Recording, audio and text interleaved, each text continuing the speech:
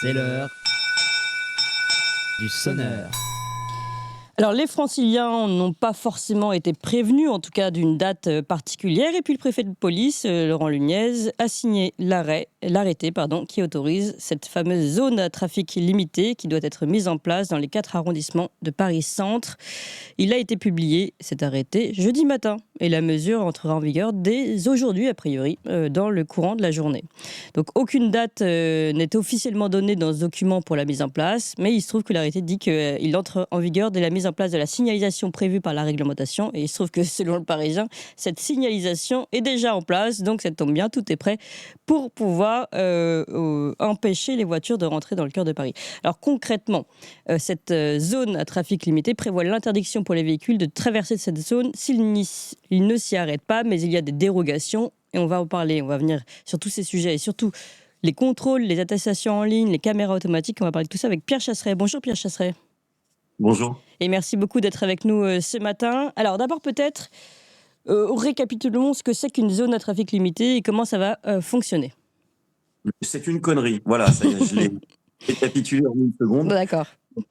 Trêve de plaisanterie, en fait, c'est une zone à l'intérieur de laquelle vous n'avez pas le droit de circuler, sauf si vous répondez à certaines dérogations. En l'occurrence, pour la ville de Paris, les riverains, les travailleurs, donc le plombier qui pourra justifier qu'il vient dans la zone, ou alors les commerçants, par exemple. Les taxis sont exemptés de cette zone à trafic limité. Attention, pour les VTC, c'est particulier, ça peut différer selon les différentes zones à trafic limité.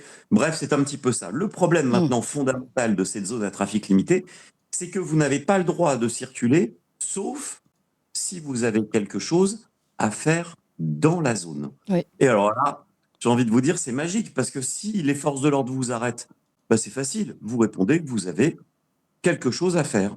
Et c'est aussi simple que ça. Oui, mais Donc, attendez, parce que là, au début, justement, visiblement, il y a ce système d'auto-attestation. Là, on revient un peu au système Covid où on dit « Ah, c'est parce que je m'auto-atteste que je vais faire des courses ». Mais il dit ça dans un premier temps. Dans un deuxième temps, qu'est-ce qui est prévu ? Des titres ou des documents justifiant son autorisation à circuler. Donc là, ça veut dire qu'il va falloir que vous preniez rendez-vous pour faire des courses. Et par exemple, et que vous puissiez justifier de ça, j'imagine, sur votre téléphone, qui provoquant un QR code. Est-ce que c'est pas l'idée qu'il y a derrière ? c'est ça, sauf que vous imaginez bien que si vous devez, par exemple, aller à la Samaritaine, un grand magasin parisien, eh bien, comment vous allez pouvoir faire ? Vous n'avez pas le choix. Il va bien falloir qu'à un moment donné, vous vous déplaciez. Vous allez venir avec quoi ? Un pré-ticket de caisse ? Ça n'existe pas. Donc, il faudra peut-être, et c'est là où la mairie de Paris est totalement dans le flou, peut-être la mise en place d'un site internet sur lequel vous remplissez une petite déclaration. Ça n'a strictement aucun sens. Bref, cette zone, je vais vous dire, en fait, je vais vous la résumer. C'est de la communication qui est établie par la ville de Paris, puisqu'ils ont décidé qu'entre maintenant et l'élection municipale, ils ne lâcheraient plus leur guerre psychologique contre les automobilistes. Parce que c'est ça le problème. On est face à des fous. On est face à des gens qui n'ont aucune limite, qui ont décidé que quoi qu'il arrive, ils iront au bout de leur idéologie, qui ne supportent aucune voiture. Avec un chef de file, hein. L'élu en charge de ça, c'est pas Anne Hidalgo. Hein. C'est David C'est Béliard. David Béliard. Oui. Alors, David Béliard, je vous expliquais, c'est quelqu'un. Alors, je précise juste pour tout le monde qui ne le connaît pas, adjoint d'Anne Hidalgo, Europe Écologie Les Verts. Voilà, c'est quelqu'un qui, à mon avis, on a volé ses petites voitures quand il était petit dans la cour de récréation. Ils s'en prennent autant aux voitures, c'est quand même assez fou. Par contre, il faut expliquer à ceux qui nous regardent comment ça fonctionne.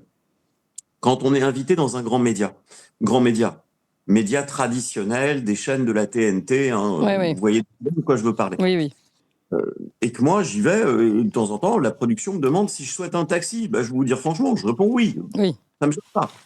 Mais Monsieur Béliard aussi, pour venir en plateau à mes côtés, m'expliquer qu'il faut pas prendre la voiture. C'est-à-dire que moi, je suis pas donneur de C'est leçons. génial. Oui. On me propose quelque chose, je le prends.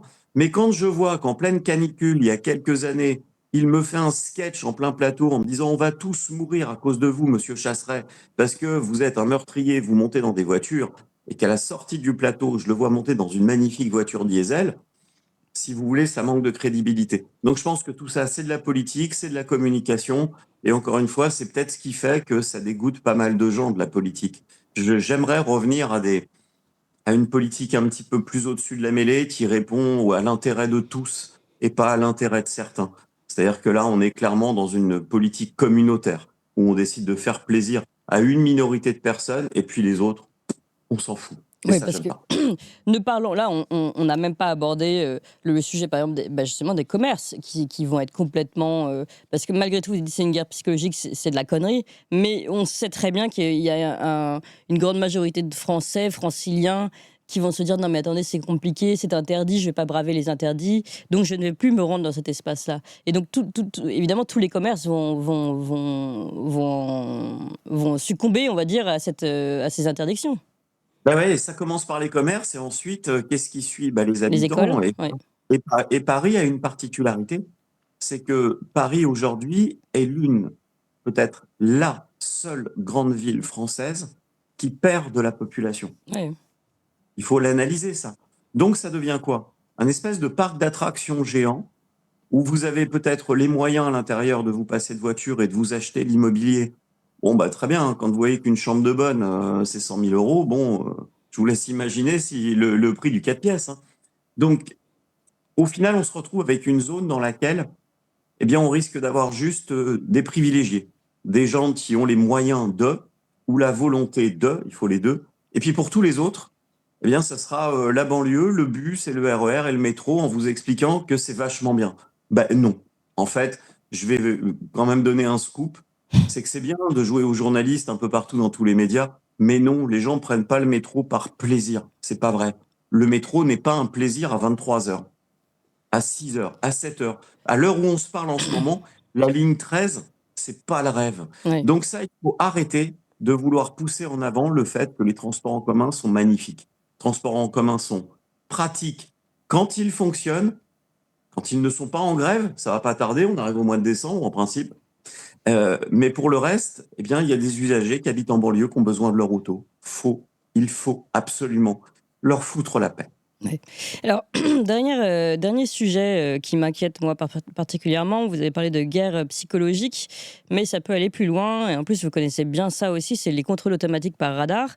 Il est possible, hein, c'est David Béliard qui l'a dit, nous attendons une modification de la réglementation et de la loi pour nous permettre de faire du contrôle sanction automatique, c'est-à-dire des caméras qui permettent de sanctionner à partir de la lecture de plaques, comme c'est le cas en Italie.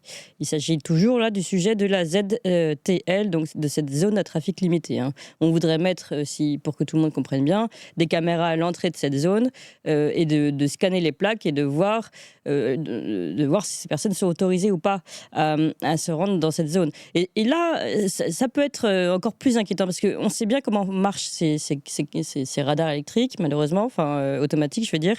Ils scannent et ils punissent, et c'est une fois qu'on a payé les amendes qu'on peut éventuellement avoir le droit de faire valoir son droit, justement. Alors, qu'en pensez-vous? Est-ce que vous n'êtes pas inquiet aussi par ce côté sanction avant l'heure? A priori, on Alors, va dire. c'est pire que ça.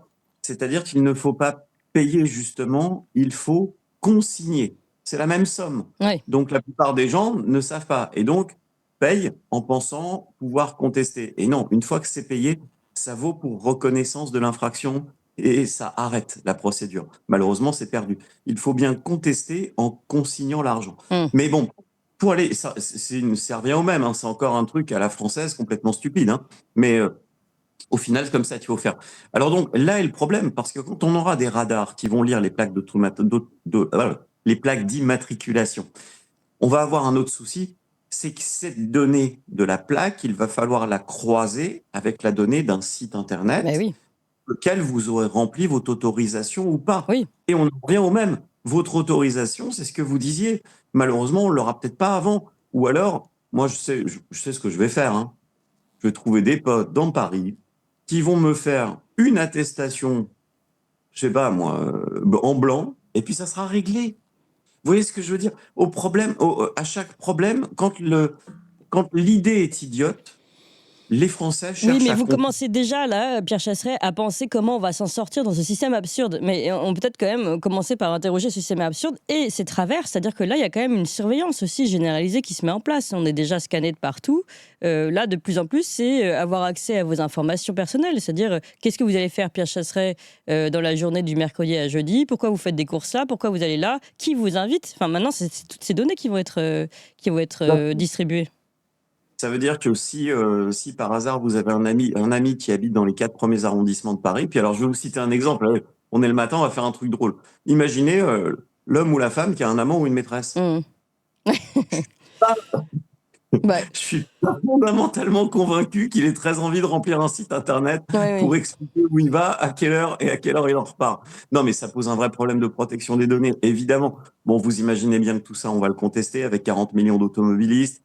On va pas laisser un truc aussi stupide se mettre en place.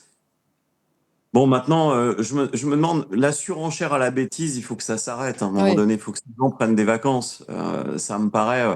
Ce serait bien qu'ils prennent des vacances. Et justement, parlons un tout petit peu politique. Comment ça se fait que ça puisse encore passer comme vous dites, cette surenchère et la connerie?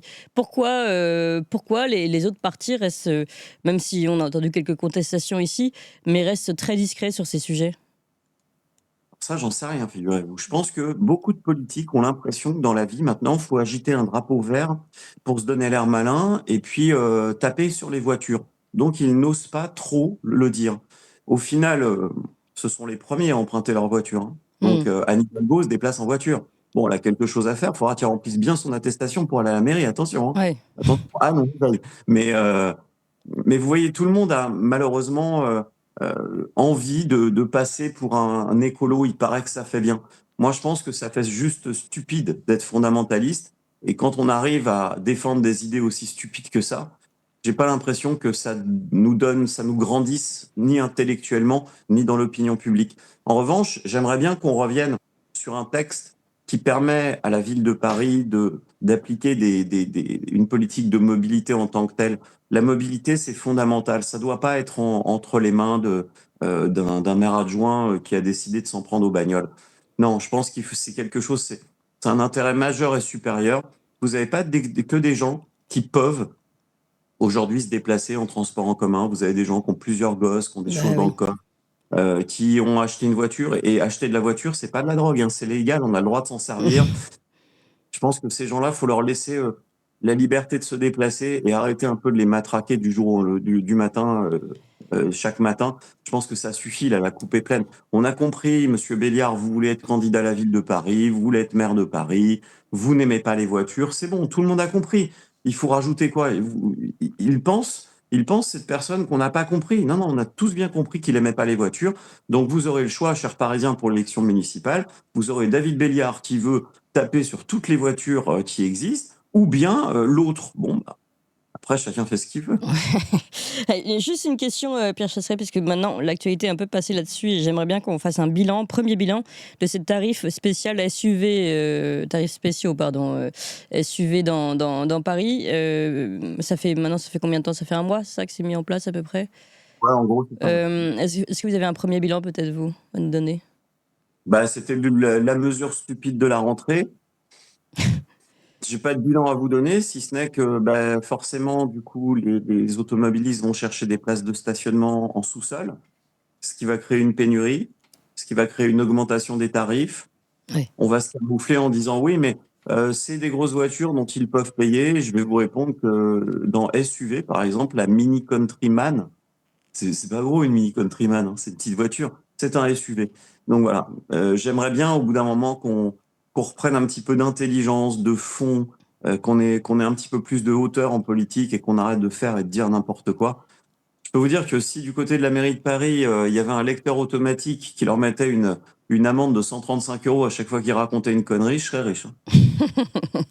Ouais, merci beaucoup en tout cas Pierre Chasseret pour ces informations et ce retour sur cette zone à trafic limité qui commence a priori, alors là pour le moment pas encore de sanctions sur cette zone à trafic limité, mais qui commence et qui existe à Paris désormais dans les 4 arrondissements centraux de Paris. Merci encore Pierre Chasseret.